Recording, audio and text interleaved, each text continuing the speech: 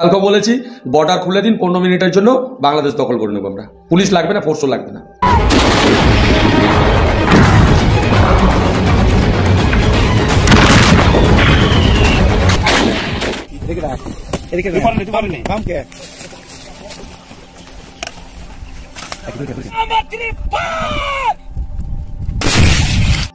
সীমান্তে দ্রুত ছুটছে সেনাবাহিনী, পুরো কন্ট্রোল পেয়ে গেছে তারা। সীমান্ত এলাকায় পরিস্থিতি একেবারেই কঠিন হয়ে দাঁড়িয়েছে। দর্শক আসসালামু আলাইকুম, প্রিয় দর্শক শ্রোতা, নতুন একটা নিউজ ভিডিওতে জানাচ্ছি আপনাদের স্বাগতম। আজকের এই ভিডিওটি আমরা সাজিয়েছি বর্তমান প্রেক্ষাপটের আলোচিত এবং সমালোচিত সকল খবর নিয়ে। খুবই চাঞ্চল্যকর এবং রোমাঞ্চকর হতে চলেছে আজকের এই ভিডিওটি। আপনারা ইতিমধ্যে কিন্তু ভিডিওর অংশ বিশেষ দেখেছেন এবং শিরোনাম দেখেছেন, তাতে কিন্তু আপনারা বুঝতে পেরেছেন কতটা রোমাঞ্চকর এবং চাঞ্চল্যকর হতে চলেছে আজকের এই ভিডিওটি। আশা রাখবো সম্পূর্ণ দেখবেন, একটু স্কিপ করবেন না, তাহলে গুরুত্বপূর্ণ বিষয়গুলো মিস করে ফেলবেন যদি একটু স্কিপ করে থাকেন। প্রিয় দর্শক শ্রোতা, আমি আর বেশি কথা না বাড়িয়ে সরাসরি বিস্তারিত ভিডিওতে আপনাদের নিয়ে যাবো। তার আগে আপনাদের কাছে রিকোয়েস্ট থাকবে, যারা এরকম নিউজ ভিডিও পেতে পছন্দ করেন দ্রুত এই চ্যানেলটি সাবস্ক্রাইব করে আমাদের সাথেই থাকবেন। ইতিমধ্যে যারা এই চ্যানেলটি সাবস্ক্রাইব করে দিয়েছেন তাদের জানাচ্ছি অসংখ্য ধন্যবাদ। চলুন তাহলে প্রিয় দর্শক শ্রোতা, এই ভিডিওতে একটি লাইক করে বিস্তারিত ভিডিওগুলো মোবাইলের স্ক্রিন থেকে ধারাবাহিকভাবে একের পর এক দেখে আসি।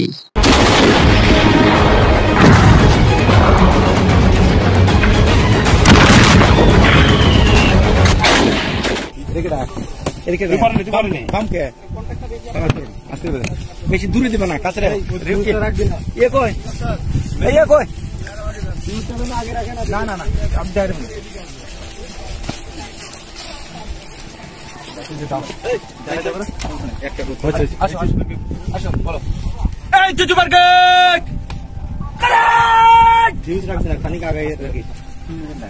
হ্যাঁ গুড যতদূর যায় খেলা দিবি না, বেশি দিস না, ভিডিও করিস বাদি নিবি, বাদি নিয়ে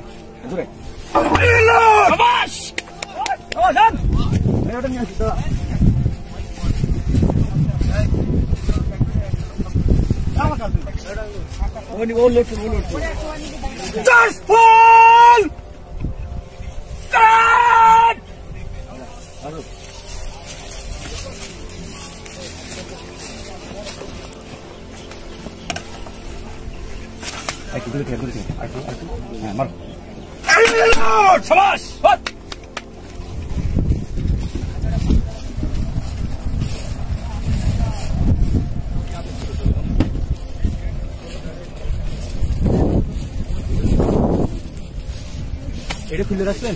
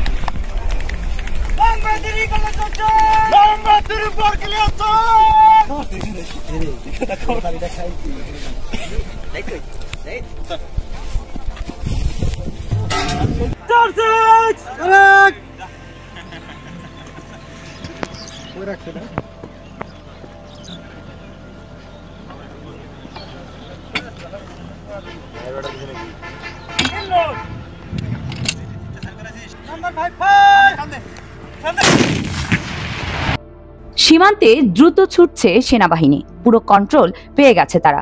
সীমান্ত এলাকায় পরিস্থিতি একেবারেই কঠিন হয়ে দাঁড়িয়েছে।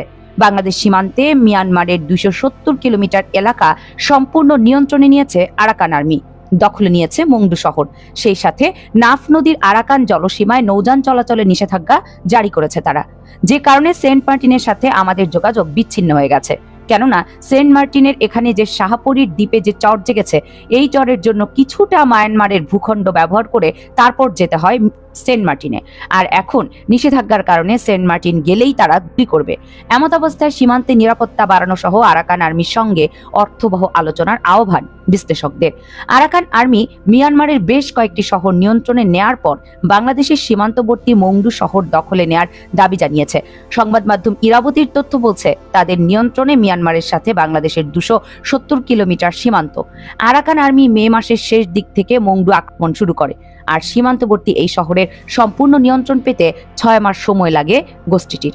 ইরাবতীর তথ্য বলছে, আরাকান আর্মি এখন বাংলাদেশের সীমান্তবর্তী মিয়ানমারের 3টি শহরের নিয়ন্ত্রণ নেয়ার দাবি করছে, যেগুলো হচ্ছে রাখাইন প্রদেশের মংডু, বুথিনডাং এবং চীন প্রদেশের পালেতোয়া, যেখানে ভারতের সীমান্তও রয়েছে। এমন অবস্থায় রোহিঙ্গা সংকট আরও ঘনীভূত হওয়ার শঙ্কা বিশ্লেষকদের। বাংলাদেশ সীমান্তের কাছে প্রায় 270 কিলোমিটারের একটা দীর্ঘ সীমান্ত এলাকার সম্পূর্ণভাবে ক্ষমতার ব্যালেন্স পরিবর্তন হয়ে গেছে। আন্তর্জাতিক কোনো নিয়ম নীতি এই 270 কিলোমিটারের এখন কিন্তু প্রযোজ্য নয়, কারণ যারা এই জায়গাটা দখল করেছে তারা আন্তর্জাতিক নিয়ম নীতির কোনো তোয়াক্কা করে না। সরাসরি তাদের স্বার্থ বা তারা যার প্রক্সি হিসেবে কাজ করছে তার অর্ডার পালন করার জন্য সর্বদা প্রস্তুত রয়েছে। বিভিন্ন ধরনের শক্তিশালী আর্টিলারি, বিভিন্ন ধরনের ট্যাঙ্ক এবং বিভিন্ন ধরনের ভারী যে সকল সমরাস্ত্র রয়েছে বর্তমানে বাংলাদেশের দিকে তাক করানো হয়েছে। পূর্বে সেগুলো অন্যের নিয়ন্ত্রণে ছিল, তবে রিসেন্টলি গতকালকে সম্পূর্ণভাবে বাংলাদেশের 270 কিলোমিটারের এই মিয়ানমারের সঙ্গে যে বাংলাদেশের সীমান্ত ছিল সম্পূর্ণভাবে আরাকান আর্মির হাতে চলে গেছে। অত্যন্ত গুরুত্বপূর্ণ সমুদ্র এলাকার যে শহর রয়েছে মংডু, অবশেষে তারা দখল করেছে। দীর্ঘ 6 মাস একটা শক্তিশালী যুদ্ধ করার পর বাংলাদেশ সীমান্তের কাছে প্রায় 270 কিলোমিটার এলাকা সম্পূর্ণভাবে আরাকান আর্মি দখল করে নিয়েছে।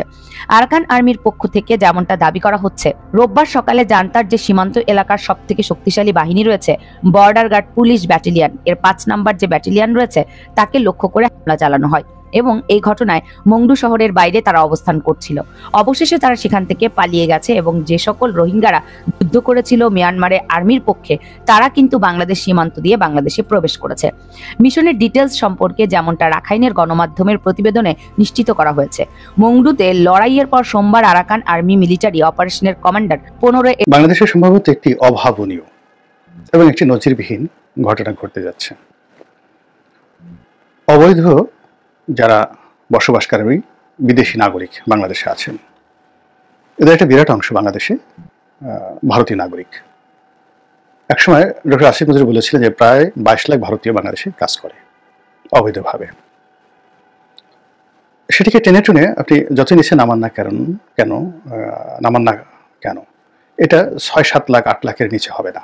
এই মুহূর্তে বাংলাদেশে কাজ করছে ভারতীয়, তাদের একটা বিরাট অংশ অবৈধ। তারা এই বাংলাদেশে যে টাকা উপার্জন করে এই টাকা আবার বৈধ পথে না পাঠিয়ে তারা অবৈধ পথে পাঠায় এবং ভারতের যে সরকারি হিসাব রয়েছে সেই হিসাবে সারা দুনিয়া থেকে তারা যে রেমিটেন্স পায় সেটা দ্বিতীয় অথবা তৃতীয় বৃহত্তম রেমিটেন্সের যে উৎস এটি কিন্তু বাংলাদেশ। তো সেই বাংলাদেশ থেকে যে রেমিটেন্সগুলো যাচ্ছে কয়েকভাবে। প্রথমত এখানে বৈধভাবে বড় বড় পদে ভারতীয় কোম্পানি এবং মাল্টিন্যাশনাল কোম্পানি, এমনকি বাংলাদেশি কোম্পানি, সেখানে বড় বড় পদে ভারতীয় নাগরিকরা বৈধভাবে কাজ করছে। আপনি চিন্তা করুন, লিভার ব্রাদার্সের মতো কোম্পানি, গ্রামীণ ফোনের মতো কোম্পানি, এ সকল কোম্পানিতে যে প্রধান নির্বাহী কর্মকর্তা কত টাকা বেতন পায়, আনবিলিভেবল, কল্পনাই করতে পারবেন না। এখানে যে সকল আমেরিকান কোম্পানি রয়েছে তাদের বেশিরভাগ সিইও ভারতীয়। বড় বড় গার্মেন্টসের বাইং হাউসগুলো রয়েছে, এই বাইং হাউসগুলোর সিইও, তাদের টেকনিক্যাল হেড, তাদের হেড অফ মার্চেন্ডাইজার, এরা সব ভারতীয়। বাংলাদেশের যে সকল বড় বড় কোম্পানিগুলো রয়েছে বাংলাদেশি কোম্পানি, তাদের কোম্পানিতে শত শত ভারতীয় টেকনিক্যাল, নন টেকনিক্যাল এবং মার্কেটিং এক্সপার্ট কাজ করছে। এই লোকগুলো যে বেতন পান, যেগুলো দেখা গেল একজন সচিব সারা জীবন বসে সে যে বেতন পায়, এরা 1 মাসেই প্রায় সমপরিমাণ টাকা বাংলাদেশ থেকে তারা নিয়ে যাচ্ছে। এর বাইরে আরেকটি গ্রুপ আছেন যারা নিয়ত আসা যাওয়া করেন, ট্রেডিং করেন, কলকাতার, চেন্নাইয়ের, এরা হাসপাতাল, তারপরে শেষে কটন, মানে বাংলাদেশের সঙ্গে যে সকল ব্যবসা আছে, আদা, রসুন, পেঁয়াজের ট্রেডিং কোম্পানি থেকে শুরু করে আর অনেক ক্ষেত্রে প্রতিনিয়ত এই ভারত থেকে হাজার হাজার লোক বাংলাদেশে আসেন, এমনকি ডাক্তার, নার্স, তারা এসে 6-7 মাস ঘোরাফেরা করেন, কাজ করেন, ট্রেডিং করেন, সেলিং করেন এবং অনেক ক্ষেত্রে এখানে বসে ক্যাশ লেনদেন করেন। যেমন দেখা গেল একটা পেঁয়াজের ট্রেডার এসছে খাতুনগঞ্জে, তো তিনি এখানে বসে অর্ডার নিলেন, অর্ডার নেওয়ার পরে এলসি করলেন, যেমন দেখা গেল $1 লাখ এলসি করলেন এবং বসে থেকে তিনি সেখানে শিপমেন্ট করে দিলেন, আর বাকি $2 লাখ তিনি হুন্ডির জন্য বলে যে ক্যাশ, গিভ মি ক্যাশ, এবং তিনি নিজের হাতে সেটা ক্যাশ নিলেন। ক্যাশ নিয়ে এটা আবার তার নিজ দায়িত্বে এখান থেকে তিনি হুন্ডি করে পাঠিয়ে দিলেন। এরকম যে ট্রেড হচ্ছে বাংলাদেশে, গরুর দালাল যারা আছে, গরু চোর আকারে বেড়ে যারা আছে, ভারতীয় যারা গরুর চোর, তো তারা এই বাংলাদেশে বসে টোকেন দেয়, ডিল করে, হাজার হাজার গরুর ডিল করে, এবং এখান থেকে এই টাকাটা আবার তারা নিজ দায়িত্বে এখান থেকে বাট্টার মাধ্যমে, এটা যে সবসময় হুন্ডি করে না, অনেক সময় বিনিময় বাট্টা হয়, বাট্টার মাধ্যমে তারা এই কাজগুলো করে। দ্বিতীয়ত তাদের যে চোরাচালান, একেবারে যেটা স্বর্ণের চোরাচালান, এই আওয়ামী লীগ জামানাতে ঢাকা এয়ারপোর্টকে, শাহজালাল এয়ারপোর্ট, তারপরে সিলেট এয়ারপোর্ট এবং চট্টগ্রাম এয়ারপোর্টকে তারা সোনা চোরাচালানির একটা গোল্ডেন ট্রায়াঙ্গেল হিসেবে এই 3টি এয়ারপোর্টকে তারা ব্যবহার করেছে, এবং বিলিয়ন বিলিয়ন ডলারের সোনা তারা এই বন্দর দিয়ে চোরাকারবারি করেছে। তো এই সকল কর্মের বাইরে সাধারণ ভারতীয় যারা নাগরিক, শ্রমিক রয়েছেন, তারাও এখানে এসে কাজ করেন, অবৈধভাবে কাজ করেন। তাদের টেকনিক্যাল নো হাউ আছে, আমাদের শ্রমবাজারে তাদের অনেক গুরুত্ব রয়েছে, কিন্তু তারা বৈধভাবে এখানে আসেন না, কাজ করেন। এদের সংখ্যা যদি 7 লাখ ধরেন, এই 7 লাখ লোকের সাথে আমাদের যে অর্থনীতি, রাজনীতি, তারপরে ট্রেড অ্যান্ড কমার্স থেকে শুরু করে অনেক কিছু জড়িত। এখন ভারত এবং বাংলাদেশের মধ্যে যে উত্তেজনা চলছে, সেই উত্তেজনার প্রেক্ষিতে সরকারের পক্ষ থেকে একটা রেড সিগন্যাল দেওয়া হয়েছে যে যারা বাংলাদেশে অবৈধ বসতি রয়েছেন, শ্রমজীবী মানুষ রয়েছেন, এবং নিঃসন্দেহে এখানে ভারতীয় বেশি, নেপালের কিছু লোকজন আছে খুব অল্প, ইউরোপের কিছু লোক আছেন, চীনের অনেক আছেন, তারপর আফ্রিকার আছেন, কিন্তু ভারতের সংখ্যা খুব বেশি, খুবই বেশি। তো তাদেরকে তালিকা করে বাংলাদেশ থেকে বের করে দেওয়া হবে, এবং এই কাজটি সরকারের জন্য ওয়ান্টুর বিষয়। এটি সরকার যদি করে, বিশ্বাস করেন ভারতের যে অহমিকাবোধ এটি তছনছ হয়ে যাবে, ভারতের অর্থনীতি তছনছ হয়ে যাবে, এবং জাতি হিসেবে আমাদের যে দীর্ঘদিন আমরা ভারত দ্বারা যেভাবে লাঞ্ছিত অপমানিত হয়েছিলাম, সেটার উপর আমাদের যে আভিজাত্য এটি প্রতিষ্ঠিত হবে। সেই 1971 সন বা তারও আগে বহু বাঙালি ভারত গিয়েছে, এটা অস্বীকার করার উপায় নেই, সেখানে আছে, তারা ভারতীয় নাগরিক হয়ে গেছে। এর বাইরে আবার বাংলাদেশে যে সকল হিন্দু রয়েছেন যারা একটু অবস্থাপন্ন লোক, তাদের একটা বিরাট অংশ এক পা বাংলাদেশে আর এক পা ভারতে। কলকাতাতে তাদের একটা বাড়ি থাকতে হবে, মেয়ে বিয়ে করাতে হবে কলকাতাতে, ছেলে বিয়ে করাতে হবে কলকাতাতে। ধীরে ধীরে এভাবে আমি আমার এলাকাতে, ফরিদপুরে কিংবা পটুয়াখালীতে বহু হিন্দু পরিবারকে দেখেছি যারা বাংলাদেশে খুবই ভালো অবস্থায় ছিলেন এবং এখনো আছে, কিন্তু কেন যেন তাদের একটা কলকাতা প্রীতি রয়েছে, ভারত প্রীতি রয়েছে, এবং তাদের উপার্জিত অর্থ তারা ভারতে পাচার করবেই। তো এই জিনিসগুলোর ক্ষেত্রে যদি সরকার খুব রেস্ট্রিক্ট হয়, এবং আওয়ামী লীগ জামানাতে যেটি উঠিয়ে দেওয়া হয়েছিল শত্রু সম্পত্তি, এনিমি প্রপার্টি, তারপরে ভেস্টেড প্রপার্টি, এই আইনটিকে যদি আবার সরকার চালু করে, তাহলে যে সকল হিন্দু এই বাংলাদেশের জায়গা জমি বিক্রি করেছে, আবার অনেক হিন্দু টাউটারি করে 2বার 3বার 4বার করে বিক্রি করেছে, বিক্রি করে তারা চলে গেছে ভারতে, টাকাও নিয়ে গেছে। এখন তাদের যারা বংশধর আছেন, আত্মীয় স্বজন আছে, তারা এসে আবার বলছে ওই সম্পত্তি আমাদেরকে জোর করে এটা শত্রু সম্পত্তি বলে, ভেস্টেড প্রপার্টি বলে, এনিমি প্রপার্টি বলে আমাদের কাছে নিয়ে যাওয়া হয়েছে। এগুলো কিন্তু নিয়ে জায়গা জমি মামলা মোকদ্দমায় বাংলাদেশে একটা রক্তক্ষয়ী ঘটনা ঘটছে। এখন ডক্টর মোহাম্মদ ইউনূস সরকার যদি এই জায়গাতে হাত দেন, যেহেতু তার সঙ্গে এখন জামাত আছে, তার সঙ্গে এখন হেফাজত আছে, ফলে পাবলিক সাপোর্ট এখানে অনেক বেশি। সেক্ষেত্রে এই যে এখন হিন্দুরা যে আন্দোলন করছে বা সংখ্যালঘু নির্যাতনে যে সকল কথাবার্তা বলছে, যখন তাদের হাতে ঘা লাগবে এবং তাদের অপরাধের ফাইলগুলো যখন শ্বেতপত্র আকারে প্রকাশিত হবে, তখন ভারত আর বড় কথা বলতে পারবে না। তো যেটা বলছিলাম সেটা হলো যে ভারত সবসময় বাংলাদেশি লোকদেরকে হেয় প্রতিপন্ন করে নানা রকম আজে বাজে কথা বলে। প্রথমত যারা ভারতে আছেন তাদেরকে বলা হয় যে বাঙালি এসেছে, ওদেরকে লাথি দিয়ে বের করে দেওয়া হবে, ওরা আমাদের দেশের সবকিছু লুটেপুটে খাচ্ছে। কেউ কেউ বলার চেষ্টা করছে যে ওরা একটা জাত হলো নাকি, আমরা ওদেরকে স্বাধীনতা এনে দিয়েছি পাকিস্তানের কাছ থেকে, ওরা তো সারা জীবন পাকিস্তানে লাথি খেত, পাকিস্তানের সঙ্গে ওরা কি কিছু পারতো যদি ভারত না হতো? এখন ওরা কি করে বড় বড় কথাবার্তা বলে? এই যে উদ্যত এবং অহমিকামূলক আচরণ। থার্ডলি হলো যে আমাদের প্রতিনিয়ত যারা চিকিৎসার জন্য যান, টুকটাক ব্যবসা বাণিজ্যের জন্য যান, ভারতের থেকে শাড়ি আনেন, শাল আনেন, কলকাতা থেকে মার্কেটিং করে আনেন, শপিং করে আনেন, বিয়ের বাজার করে আনেন, তারা সবাই যে সেখানে গিয়ে খুব ভালো ব্যবহার পান তা নয়। বেশিরভাগ ক্ষেত্রে দেখা যাচ্ছে যে ওখানে অপমানের শিকার হতে হয়। বিশেষ করে ভারতীয় যে স্থলবন্দরগুলো রয়েছে সেখান দিয়ে পারাপার করার ক্ষেত্রে ওখানে কাস্টমের যারা কর্মকর্তা তারা যে সকল অপমানজনক কথাবার্তা বলেন, যে ধরনের অ্যাটিটিউড করেন, এটি যাদের আত্মমর্যাদা বোধ আছে তারা আর দ্বিতীয়বার ভারত যেতে চাইবে না। আমি নিজে যখন সংসদ সদস্য ছিলাম তখন হঠাৎ করে কি মনে করে যেন সেই হিলি বন্দর হয়ে আমরা সেই দার্জিলিং গেলাম। তো সেখানে আমার রেড পাসপোর্ট, সঙ্গে আমার স্ত্রী, আমার সন্তানেরা, তো পুরো সার্ক স্টিকার লাগানো, হোল ফ্যামিলির সবার সেটা ভিসা আছে। তো ওখানে যারা কাস্টমসের কর্মকর্তা, তাদের ব্যবহারটা এরকম কি, প্রথমে তো পাসপোর্টটা দেখি তারা ঘোরালো, পাসপোর্ট কেন লাল, বলেন আপনি আপনার পাসপোর্ট লাল কেন? এখন বাংলা বলে স্পষ্টত লেখা আছে ডিপ্লোম্যাটিক পাসপোর্ট বা কূটনৈতিক পাসপোর্ট, পাসপোর্ট কেন লাল এই প্রশ্ন। তখন আমাকে বলতে হলো যে আমি সংসদ সদস্য, আমি একজন কূটনীতিক। তারপরে বলো, ও তাই নাকি, তা আপনি এমপি? এমপি, ভালো কথা। তো উনি কে? আপনার স্ত্রী বুঝি? জি আমার স্ত্রী। ওনার পাসপোর্টে দেখছি লাল। এই কথাগুলো মানে ভীষণ রকম অবমাননাকর।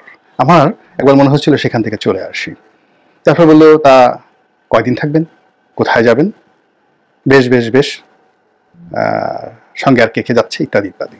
তো বাংলাদেশের একজন সংসদ সদস্য তার পরিবার পরিজন নিয়ে যাচ্ছে এবং হিলি বন্দরে একজন সে কাস্টম কর্মকর্তা বা ইমিগ্রেশনের কর্মকর্তা, বড় জোর সাব ইন্সপেক্টর হবে, তার এই যে আচরণটা যদি শেখ হাসিনা সরকারের জমানাতে আমার প্রতি হয়ে থাকে, সাধারণ মানুষের প্রতি তারা কি ধরনের আচরণ করে?